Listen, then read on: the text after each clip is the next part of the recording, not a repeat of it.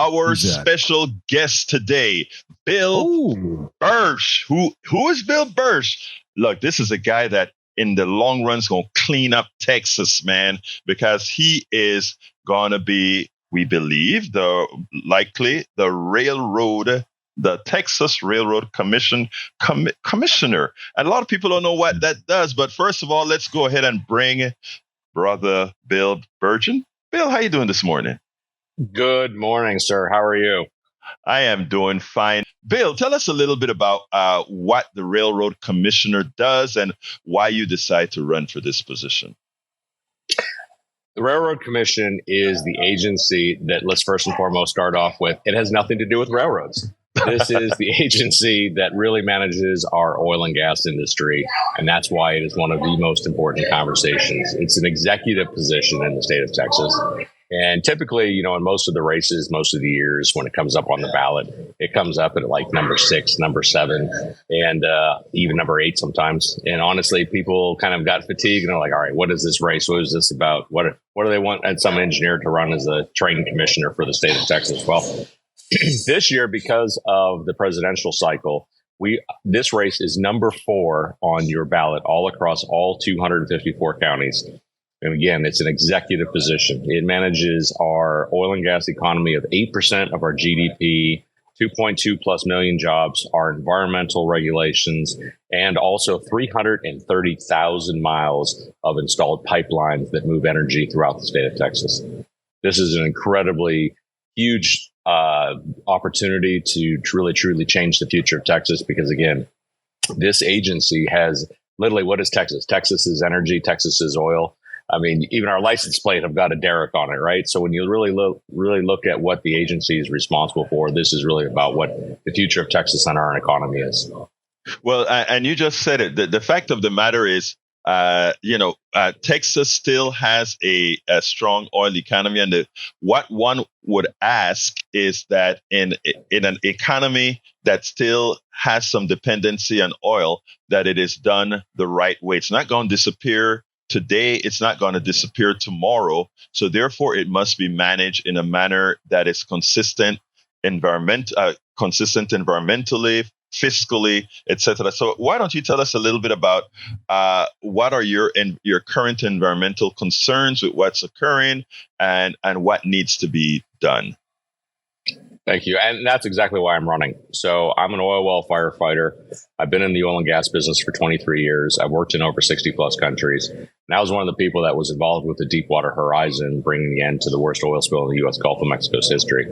And I can tell you that when I got called out to the Antina Cattle Company Ranch in Monahans, Texas, which is just a little bit west of Odessa, two summers ago in June of 2021, I couldn't believe what I physically saw on the ground. These old plugged wells that were plugged in the 1970s, 1980s, 2000s were failed and were actually flowing this toxic radioactive isotope produced water at surface into the groundwater. And I was called out to the first one, the Estes 24, which was an old Gulf oil heritage well that was plugged 1995. It had blown back out and had failed through the cement plugs and corroded through the casing and was flowing into the groundwater.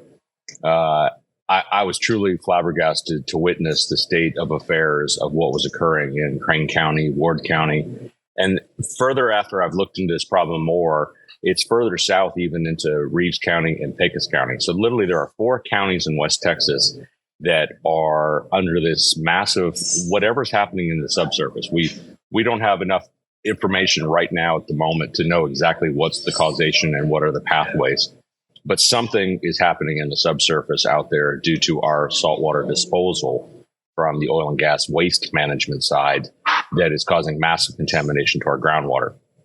So fast forward a little bit to January of 2022. Suddenly, about 2 miles south of the Antina Cattle Company Ranch, out in the middle of a farmer's field, a well blows out. A well that doesn't even exist in the records, puts a column of this toxic radioactive produced water 150 feet in the air. Are you talking about just shooting out straight up into the air? Straight up out of the ground. Yep. Blew out on its own January 1st morning of the January 22. It's called the Crane County Geyser. You can do a Google search and take a look at some of the great photos and images. Nobody knew it existed. The records are still not clear as to if that's the well record we think we found. We're not sure if it's truly correct or not, but we think that's the well. And that flowed for almost 6 weeks until it was under control. And that well was not killable. It was a case where we capped it and we were able to get the flow to stop, but we were unable to stop the source of the flow.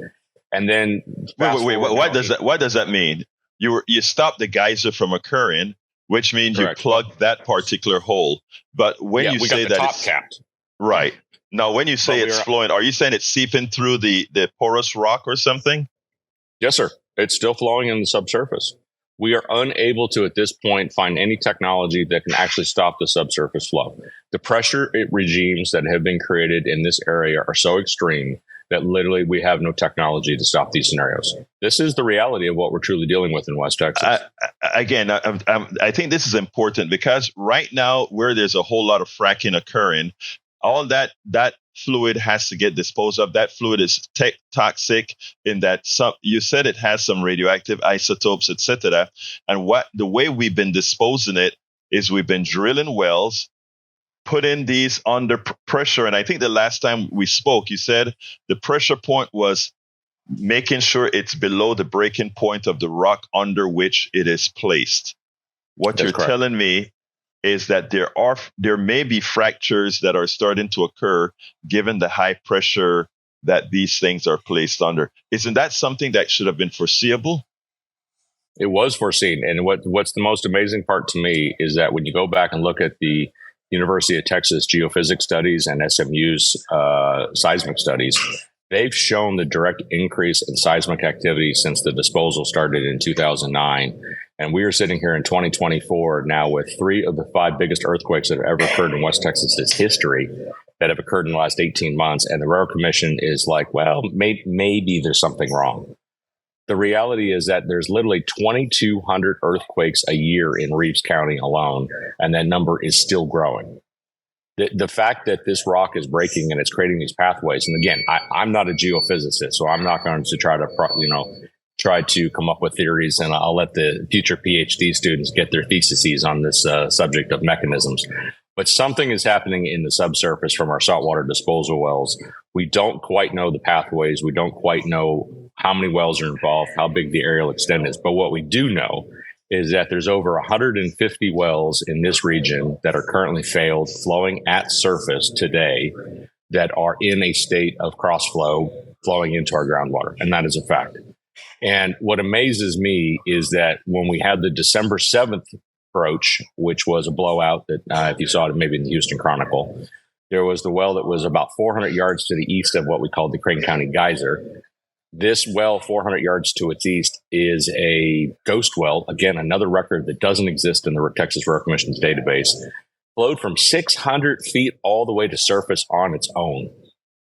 Now, to wow. Put this in perspective for people outside the industry, we've never in the industry's history seen a scenario where a well broached on its own without direct causation or human interaction of some mistake that caused the broach. This broached on its own, and that is truly outstanding in terms of the mechanism of whatever is in the underlying driving force, which means it came through 3 different groundwater layers in order to get to surface and flow. So when we flew the drone over top of it and we got the drone footage, of course, what did the Texas Railroad Commission do? Instead of acknowledging and trying to address the problem, they called the FAA and filed a no-fly zone. So this is the reality in which we're dealing with as an agency that legitimately is trying to cover public release of information and is intentionally trying to downplay the severity of the risk of what's occurring in West Texas to ranchers and farmers. Look, if you've ever spent any time in West Texas at all, if you don't have groundwater, you don't have the ability to run cattle, you surely don't have any ability to irrigate, and you really can't live. The reality of having fresh, clean water in West Texas is mission critical for the ability to sustain life in West Texas. Now, you gave me a few weeks ago a number that was hard to believe, the amount of wells that have been drilled in Texas. How many are they? There's at least 1.2 million records that we know of. And there's another 200,000, 300,000, 400,000 wells that were drilled. We don't have a clue where they are. Either the records are lost, the records were incomplete, there was a fire at one point, as I understand, sometime in the late 50s, early 1960s in Austin. The Railroad Commission lost records during a fire, unfortunately. My best guess is probably 250,000 wells or more that we don't have a clue where they are in the state of Texas. And each of these are potential, and all of these have the potential of flowing into groundwater, which means scattered throughout Texas, we could be running into a groundwater debacle. For sure. We already are. It's already happening in the state. And it's 253 of 254 counties. There's only one county in the state of Texas that doesn't have oil and gas wells drilled that we have a record for, and that's El Paso. So, if you ever need a good bar trivia question, there you go. But realistically, in Harris County, a lot of folks say, well, this is a West Texas problem. Why should I care? It's not relevant to me. Well, go back in the city of Houston's history just a little bit and realize that at the turn of the century, we drilled all over Harris County. There are 15,500 oil and gas wells drilled in Harris County. City of Houston has oil and gas wells. Let me tell you, this was shocking because I knew I had you scheduled on, and I was going to ask you about this. I was driving through on 529, I think it was, or 528, I don't remember which highway, and there's a subdivision that's built up, and there's a hole within that subdivision where there is an oil well, and it is, and it is pumping. Pump jack's still working. Yep. And I'm sitting down, and I'm like, wait a minute, in the middle of a subdivision here in Texas, there is an oil well in Cypress. Yes, sir. I couldn't believe it, Remember, Tom Ball was named for Mr. Ball, who was part of the railroad industry, who was moving oil on the rail cars from Tom Ball. Like, people forget the fact of the city's history. And one of the things in particular is that you got to remember, in Harris County, there's only 300 active wells left. Most of them are gas storage. There's a few active pumpers still, but not terribly a lot of active wells. We have 15,200 oil and gas wells that were drilled that are plugged in Harris County currently that I can guarantee you are not plugged any better than what they were in West Texas. Now, the only difference is they don't have the external force that has been applied from the saltwater disposal yet. Right. But the fact is they're not plugged adequately, and these are long-term risks. Remember, I tell folks in the campaign trail, we drilled holes through rock that is millions of years old and removed barriers in order to access the resource. These are holes in the ground that are going to be there 10,000 years from now, because in geological time, that is a blip. Right. And the reality is that 10,000 years from now, these holes are still going to be there in the ground, except our casing is going to be failed and our cement is going to have failed long before that. So we're going to have to constantly monitor, manage, and maintain these wells for millennium. And these wells were designed for 25 years life cycle. That was it. That was all they were designed for. Hey, Bill, recently, and folks, we're here with Bill Burch, who is running for Railroad Commissioner on the Democratic ticket right now. And he has been driving around Texas. I am very impressed for all the places that he's told me he's been. But there's one story, Bill, that you told me about that gave me a nightmare that day. When you said you were driving along the road and you happened to see this meter out. And you looked at it and it was in near fail state. Why don't you tell us a little bit about that and what people can look for as they're moving around in campgrounds or whatever, where some of these things would be? Yeah, so that was the case when I was driving up US 59. I was just outside of a little bit north of Cleveland, Texas, around Cold Spring area. And I wanted to show an example of what an abandoned oil and gas well looks like for people who really don't know what the locations look like. And there's a place on the east side of 59, just a little bit north of Shepherd, that has got a kind of a tank laying over on its side. So I decided to walk up, and the dogs had to go to the bathroom anyway. So I figured, all right, why not? Let's shoot a TikTok video. So I go rolling up, and sure enough, there's the old oil and gas well in this fact, sitting over a little bit further away from the location. And it's all overgrown with weeds. And I walk up to it. And sure enough, there's 800 PSI on the surface gauge. And what does that mean? One of the so that actually would indicate a very high pressure, severe risk on a well that's over 50 years old, on a well that is sitting there idle with no operator and no oversight by the Texas Railroad Commission. And in my professional opinion, that well is probably flowing in the subsurface already in East Texas. And 800 psi. So I certainly hope that the pressure gauge is broken and that the number is incorrect, which of course it always could be a scenario that exists. We have to double check the actual pressure with a new gauge.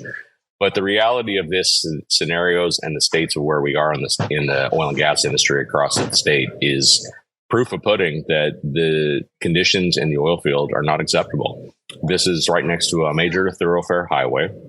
This is a well that has got potential burst risk. Again, a 50-year-old piece of casing that is in the ground that has got a severe risk of high pressure. At least 50% of its burst rating on pressure right now is on that current piece of casing. And again, would I trust something that's 50 years old to put 50% of its maximum yield against it? No. Like, this is not a scenario in which the oil and gas industry is prepared to deal with on these old wells. And this is the state of affairs. And the Railroad Commission is not responding and not adequately taking care of and managing and monitoring and maintaining the fleet and inventory of wells that we have in the state of Texas. I mean, and I'm not blaming the Railroad Commissioner, the inspectors for this, because again, there's only 186 inspectors that have to manage 400 plus drilling rigs. They have to manage 1.2 million plus wells, 400,000 which are currently in active status, and the rest are plugged, and 330,000 miles of pipeline. There's no way physically possible 186 people can cover 254 I think, first of all, Bill, let me just push back a bit. I think you're being too kind. Bluntly, I think you're being too kind. There must be blame going around. We are a state that pushes energy. We're a state that talk drill, baby, drill. All those things are what our current leadership push. I'm not going to go into the mechanics of drill, baby, drill or anything of that, but I'm going to say, if you're going to drill, do it responsibly. If you're going to have a commission, do it responsibly. And that's not what they've done. You talked about case. First of all, tell people why wells need casings and what that really is, so they understand the severity of what. When you talk about by the way, the 1.2 million wells, are they all case hole wells, or some of them are just open hole? So they are all case holes. All right. Why don't you explain what that means? Well, so first, when we drill a well, the first and foremost responsibility is to cover the fresh water. So the very first string of casing we run, which is usually a large diameter steel pipe, so something in maybe your order of 9 5/8 or 13 3/8 inches, we will install in the ground. Sometimes it's 20 inches. It's even bigger, depending on how deep we're going. And we'll cement that back to surface so that way there is protection of the groundwater, and then there's a steel barrier that also prevents any oil and gas from getting into the groundwater at the intervals where the groundwater layers are. So in other words, you have cement and that covers a steel casing of some diameter. Correct. And typically, because they're very low pressure, we don't expect to see high pressure load on the groundwater side. Typically, the casing is relatively low grade. So we don't typically run a very high tensile yield or a very expensive exotic material for surface casing. Because again, why would there be the scenario realistically that you should ever see crossflow or see high pressures involved? Exactly. Right. Because there's not supposed to be. So The reality is that the regular design load of most of these old casings and the wells we've drilled is just simply to isolate the groundwater from any hydrocarbon that's coming up the flow. Right. Correct. Now, the deeper strings, the intermediate string, the next section we drill, or the production string, which actually goes into the high pressure reservoir. Now, those are usually a lot higher pressure strengths. They're obviously a little bit smaller because they have to fit inside. Think of it like concentric pipes. So one pipe has to fit inside the other pipe, which has to fit inside of another pipe. So the steel that we run on those has a tendency to be much thicker, higher pressure. And again, sometimes wells will have 4, 5, 6 strings of pipe in them, depending on how deep you're drilling and how far and what kind of pressure regimes you have. So we isolate in zones as we drill, depending on where the pressure gets to a certain point where we know that the pipe can't handle it. And then we'll set the string of pipe, we'll cement that in place, and then we'll drill the next section. So are you cemented? If you have a well that's 2,000 feet deep, is that casing cemented all down that 250 feet? No. So what happens is, well, in the case of like something surface, a shallow well, like let's say, for example, 2,000 foot deep, we'll set the surface pipe, let's say 9 5/8. We'll cement that back to surface. So we'll set that maybe 200 foot deep, and we will cement that all the way back to surface. And then we'll drill from 200 feet to 2,000 feet potentially in one run. and that will be one string of pipe. But we won't bring that set of cement all the way back to surface. We'll only cement maybe the bottom 400, 500, 600 feet of it. So think of it almost like you're tacking that capacity of that steel pipe at the bottom. And again, usually that's more than adequate. Once you produce it and you manage it, that's usually adequate. And then when you go to plug and abandonment long term, the whole thing is plugged.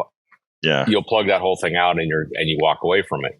So in principle, the design is correct, but the reality is that we didn't always get good bonding. We didn't get good cement jobs when we did a lot of these. And B, we've changed the subsurface conditions. These wells that were drilled 50, 60, 70 years ago never anticipated seeing these pressure regimes that we've now artificially created with the saltwater. Exactly, because the pressure is greater than what it was at the time that you drill. Let's go ahead and get Joe into the conversation. Joe, come on in and ask your question for Bill. Thank you for being here, brother Joe. You got it, man.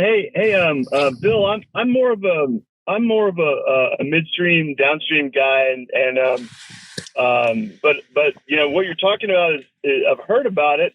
So what you're saying is that the hydraulic injections are causing unintended consequences, rising in pressure of these legacy abandoned wells. Is that what you're saying? Yes, sir. And that is exactly it. The unfortunate scenario we're in today is that the legacy wells weren't plugged correctly. The saltwater disposal that has occurred has doubled, in some cases, the pore pressure of the deeper intervals. And that is now causing exacerbation of both the cement failures and also the corrosion on the casing strings. And it's happening all across the state of Texas. We have it in East Texas, South Texas, and West Texas. Did I understand Egberto to say you're running for railroad commissioner? Yes, sir. I'm the Democratic candidate for the Texas. Yes, sir. Hey, man, anybody but George P. Another question. So you found this on 59 North, but my understanding is out in West Texas, there are lots and lots of legacy wells that really, you need. It seems to me that your priority might be, enlisting some help of some like forensic accounting people to track down who really ultimately is responsible for improper plugging and abandonment procedures, right? Is that something y'all do in the Railroad Commission? Yeah. So first and foremost, the West Texas problems are significantly worse than the East Texas problems. But I wouldn't rule out South Texas. So South Texas is somewhat of a sleeping giant because remember, back in the 1920s and 30s, there were a lot of wells drilled around Corpus Christi and in the coastline areas that are well into a state of failure and corrosion and dilapidation at this point. There's simply, 70, 80, 90-year-old wells now in the ground. The biggest thing in West Texas is that's where the vast majority of the saltwater disposal issues are occurring across the state of Texas. And that's why we're seeing it be the epicenter, not only from the earthquake side, but also from these, what we're calling zombie wells, these old dead plug wells that are now back alive and flowing. Hence kind of the zombie moniker. The issue that we're really having is that it's not so much knowing where, yes, there are wells we don't know where the records are and we do have issues. I would say that probably the bigger issue is the fact that over the last 40, 50 years, the Texas Railroad Commission has failed to witness and validate and verify the plugging jobs that have been done on the wells and have assumed that the operators are doing it right. And like I say to folks on the campaign trail, self-regulation doesn't work. Jump on the highway, do 150 miles an hour, go call your local sheriff and turn yourself in for speeding and let me know what the sheriff says and let me know when it really happens. It doesn't work. And the reality of assuming that people always do the right thing based on some principle of integrity is a false assumption on us as a regulator and the industry. We know that people have not done the correct thing. We know they have lied and they have not had the best intents on plugging some of these wells. Because again, when you plug a well, there's no return on your investment. This is a pure cost play to exit the field and exit the well. So you want to do this as cheaply and quickly as possible. And the reality is that what's failed in the industry's mentality over the last 50 years is the fact that nobody wanted to address the fact that these are going to be potential problems that are going to resurface over the next century. And we have to change our design mentality to think, okay, I have a 25-year production life cycle, and this project's in active play for 25 years. But what does it look like sitting in the ground for the next century? Just sitting there idle. Have we done everything we need to do to make sure it's isolated? Go ahead, Joe. I got to push back a little bit. I got to push back right here because, I work for big oil, and I talk to people from the Texas Railroad Commission every year as I'm getting audited for various things, right? And I'm an environmental steward for all of us, right? I am on the front lines of guarding against environmental damage, right? And so is every single person I work with is the same exact way.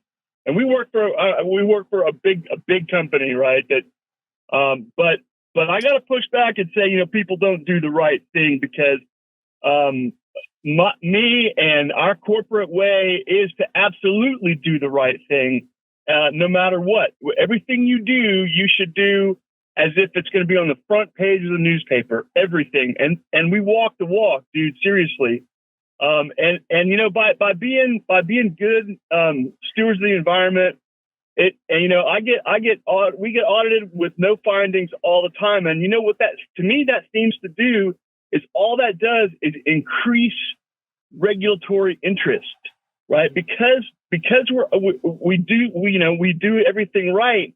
The agencies push and push and push and waste more. And honestly, it is at this point, it's wasting our time, because we do try to do everything right. I can't speak to 50 years ago. Joe, can I push back a bit? Joe, let me interject here because I think this is so important that we need to make sure and get it. I don't have any doubt, let's say, from your company, your big company that's doing the right thing. In fact, a good oilman friend in Kingwood here came to me and he watches a program and sometimes he pushes back and he said, Egberto, we agree with you, but it's the little guys that don't do the job, whatever. Let's assume that is correct. And Bill is shaking his head when he says, the little drillers that cut corners or whatever, because the big guys cut corners, they're going to be penalized. But here's the reality. I think Bill gave the perfect example. After you've driven down a highway at 150 miles an hour, do you go to the sheriff and said, I done sinned? Please go ahead and fine me for having sinned or for having gone too fast? The answer is no. Likewise, if you look at the evidence, what you're saying is perfect, Joe, what your company is doing. But what Bill is talking about is throughout the state with zombie wells leaching into our groundwater. And look, once you've contaminated groundwater, está terminado. It's over. Because again, there's nobody that's going to dig up all the shale around that or the porous rock, get it out of there, clean that. I mean, it's impossible to actually do that. And what we're saying is there are a lot of failed wells out there, geysers occurring because of the saltwater pressure, cracking the subsurface rocks. All of that is not a speculation. It's what's happening. So it doesn't matter that your company is doing very well or doing its job. What matters is there are a hell of a lot of wells out there that didn't follow what you just stated, and we are living through that reality. And I think you must agree with that, correct, Joe? Yeah, I do agree with that. But that we need to find a way to remediate all of these old sites and keep it from happening in the future. But without unnecessary burden, like on current operations. I agree, Joe. I got to go to the other caller, but let me just tell you first of all, we agree that we never want excessive regulations. I'm with you. But also, we do need the regulations to ensure that what has failed thus far doesn't happen again. And I think you have to agree with that. Yeah, I just don't want to. I had to push back when I don't want us to all be painted with the same brush. But thank you. No, you're not. Oh, no, Joe, you're not. We never do. Good operators, like you said, you're a good operator. Kudos to you, brother. But we got to go to the other call, Joe. And thank you so kindly for calling in. All right. You're welcome. Have a good one, Egberto. Thank you. You too, my brother. Joni's on the line. Come on in, Joni. How you doing this morning, my sister? Good morning, Egberto. Once again, maybe showing a little bit of limited understanding of things, but just about the issue of fiduciary responsibility for corporations, can they be, if they think too far into the future so that it hurts a profit margin within a certain limited amount, within a time frame, the fiscal year, couldn't they be sued, corporations be sued by their shareholders for thinking too far into the future and taking these precautions, spending too much money, and therefore cutting into the shareholders' bottom line? Can they be sued for that? Let's go to Bill for that. Let me qualify that question a bit, because I think what you're saying is if companies take too much responsibility to make sure things don't happen, can the shareholder say, well, you don't really need to do that. You're messing with our profits. So you don't need that. Let's go ahead and get Bill to answer that. Okay, I'm going to let you go. So thank you, Joni. Well, thank you, Joni. That's a great question. And I am going to take a little bit different spin on that, in that, do corporations take enough responsibility to truly prevent accidents, injuries, and incidents, which actually cost the industry more than actually doing it right in the first place? This was the whole principle of the safety culture that was developed post-Piper Alpha in 1990. That was the realization that it's actually cheaper to do it right the first time and prevent injuries, accidents, and failures than it is to pay for litigation and the legal department to constantly have to manage lawsuits and manage the outcomes and the payouts for fatalities and environmental disasters. The industry still has this mentality that profit exceeds social governance and social responsibility in the environments in which we work. And that is still an overarching principle that the Railroad Commission is helping also to propagate throughout the state of Texas, that profit matters more than health, safety, and environment. And they proved that with Winter Storm Uri. You know, go back to Winter Storm Uri, and who was the agency that took the failure? Was it the Texas Railroad Commission or was it ERCOT? It was ERCOT. Mm-hmm. That shows you the power of the Texas Railroad Commission. The Texas Railroad Commission was fundamentally responsible for winterizing and confirming the winterization of our gas infrastructure and critical infrastructure, as pointed out by the federal government in 2011 after the winter storm hit Dallas, Texas.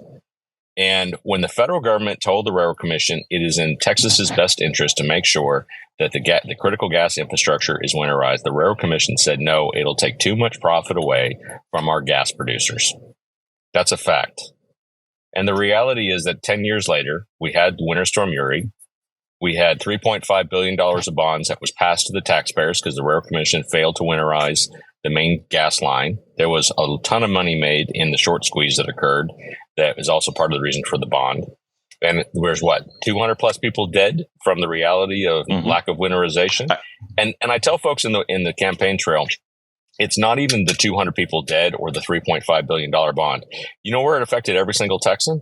It was in your homeowner's insurance, because the insurance industry paid out $100 billion for water damage due to the power being out that caused the water lines to break and fail. And that is why you're seeing a massive increase in the state of Texas for your homeowner's insurance, which, again, every single Texan is paying for because of the Texas Railroad Commission's inability to manage the winterization of the gas lines.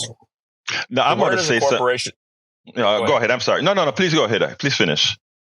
I was going to say, in the overall essence of corporate responsibility, the more you do in prevention and the more you do to make sure you don't end up in litigation, the cheaper it is in the long term, the more profits you will make in terms of being it right. And the super majors all know this from a philosophical point of view.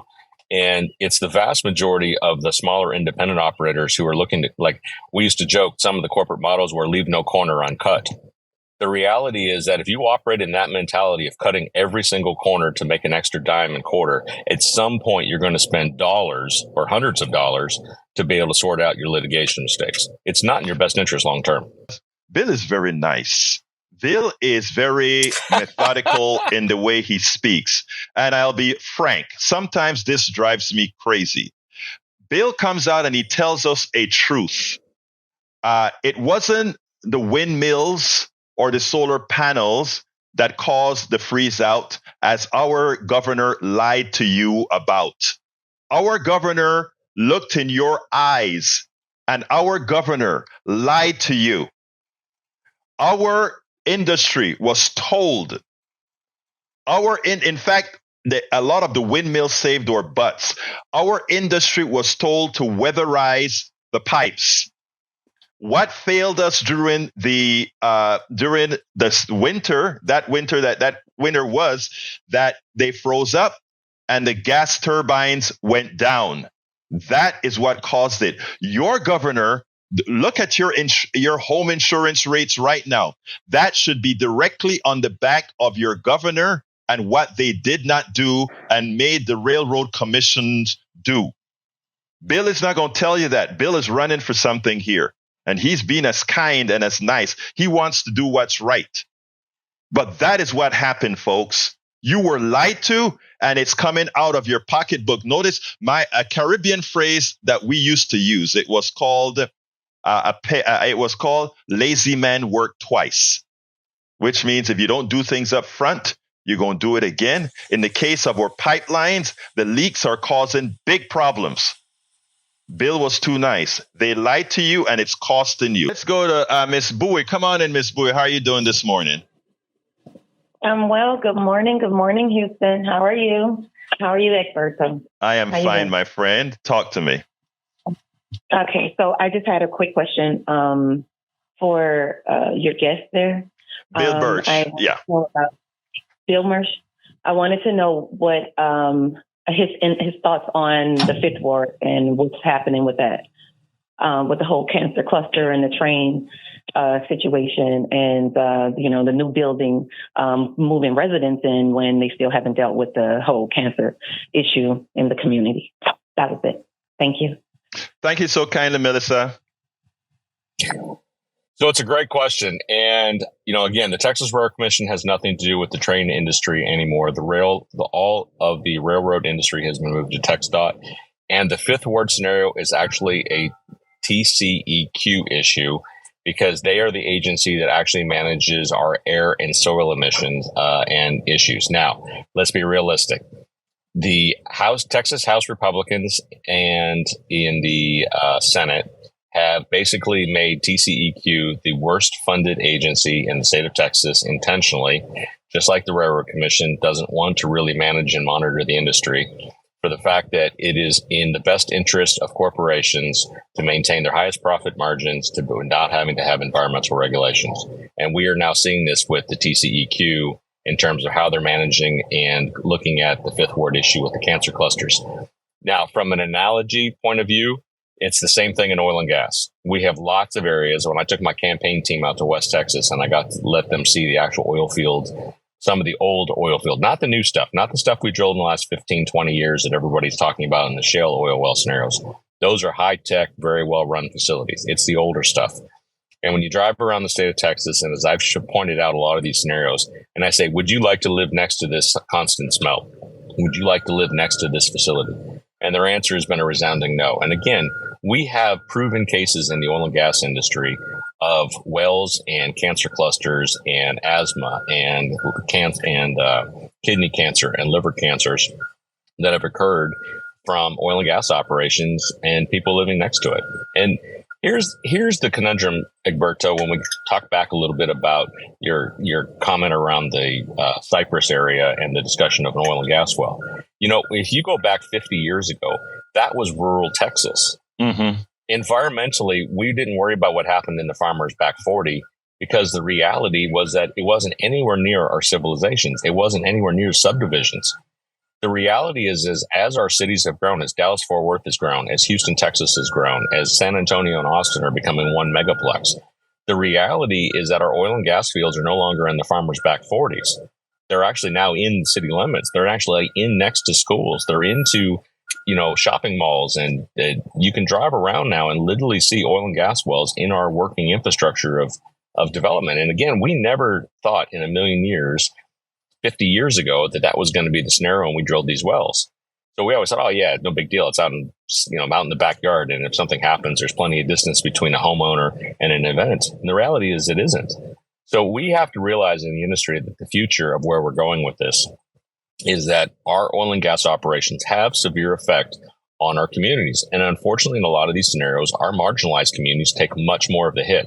Like I always say to folks, if this happened in River Oaks or Tanglewood, and there was an issue of a leaking pump jack well sitting in River Oaks, I guarantee you it would be fixed. I guarantee you that would be one of the top state-of-the-art facilities that was run in the country if it was in River Oaks or Tanglewood. The fact that it is in the Fifth Ward, and the reality is that people are like, it's Fifth Ward. That's not the right answer. And again, the Railroad Commission doesn't have anything to do with the railroad industry anymore and the Fifth Ward issues. But I have to say that the overall impact of how TCEQ operates and how they have managed the state's legacy issues is awful. They have done an absolutely crap job on truly addressing the cancer clusters and the creosote issues that are occurring. And, again, this is all across the state of Texas, folks. The reality of what's happened in this state, and now I'm not going to be kind, Egberto, you're going to be proud of me. The Republicans in this state have removed every single environmental stewardship art intentionally to basically turn the state into a Superfund site. And I tell folks, that's fine. If that is the direction that this state really wants to go, is turn into a Superfund, then just let everybody know that their opportunity to move out of the state of Texas is now while they still have a fighting chance. Because if you truly get to Superfund status and the EPA comes in and declares this an uninhabitable place for man and beast, the landowner doesn't get any remuneration. The EPA comes in, fences it off, just like in the East Coast. The landowner loses their value of their property with no ability to sue or any ability to have any kind of settlement case. And in the Permian acreage, for example, right now, there's 9 million acres of the Permian. East Texas has got millions of acres of oil and gas wells, and so does South Texas. Like, we're talking about cordoning off and losing millions of acres of ground in the state of Texas long term. And this isn't the answer we want. Big Oil owns 380,000 acres of West Texas due to contamination cases. And that's of what we've known as discoverable. We're sure that they own more than that because of having to settle out lawsuits and litigation cases. And from what I've heard, the vast majority of those cases they've settled out is over $100,000 an acre. So again, it's not in anybody's interest to want to see these scenarios settled out in court and landowners having to be bought out at hundreds of thousands of dollars an acre. Bill, let me go ahead and sort of close out this way. Let's say you are honored by the state of Texas to be elected. How are you going to go in as a team? Because everything takes a team.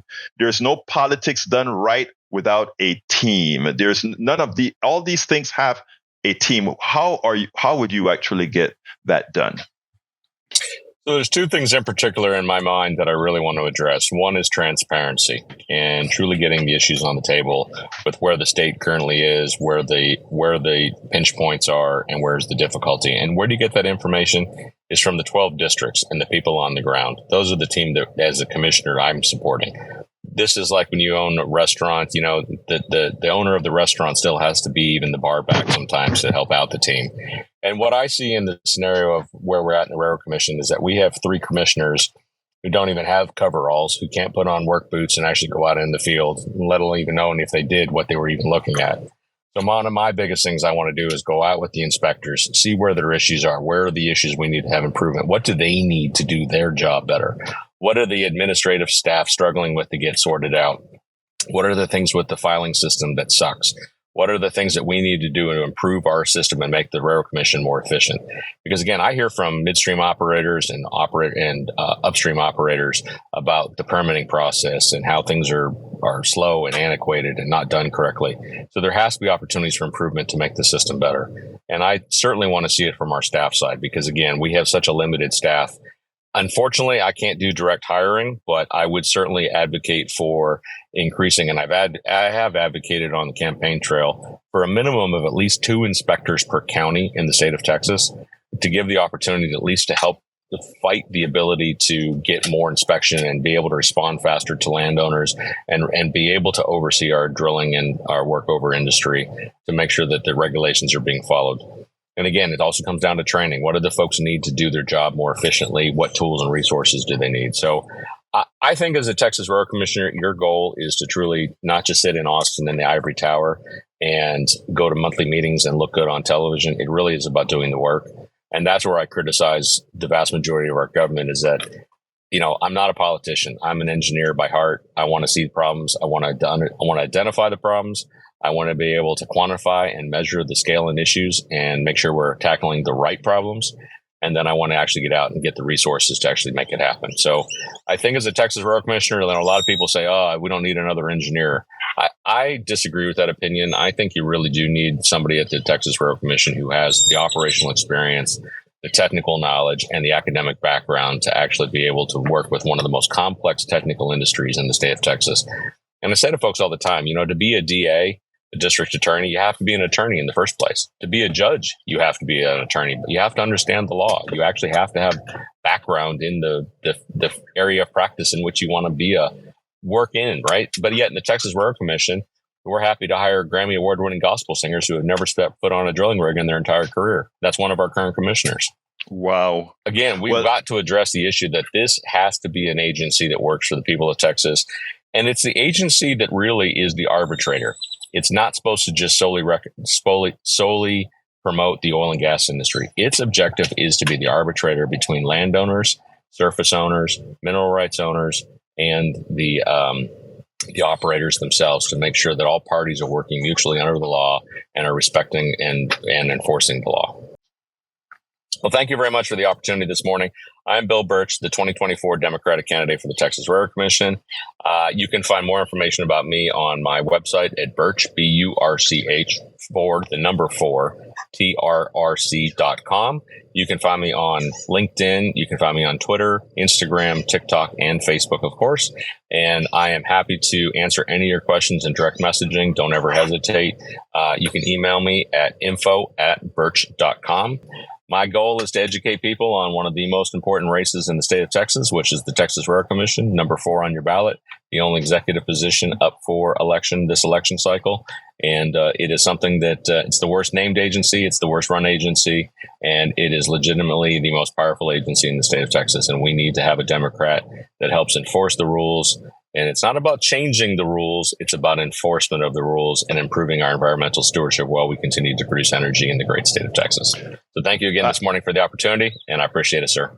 Bill Burch, let me tell you, it's been a pleasure. And I thank you for being in the hotel, then getting out to your car, having your dog actually very quiet as you're able to give this interview. The man is on the road 24/7, promoting good stuff, making sure we are informed. Thank you so kindly for having been on Politics Done Right, my friend. Thank you, sir. Appreciate it. We spend a lot of time deconstructing the news, trying to parse it into a form that everybody can understand. We try to find those little nitpicks where it flies above the fray, etc. If you really like these videos that we do, I want to ask a big favor. Please go ahead. Number 1, subscribe to our channel. And number 2, please join if you can. Thank you so kindly for watching. Keep watching. Please remember to share. We must populate the entire internet with our progressive message, a message that we know is what most Americans say that they want. So help us, please join.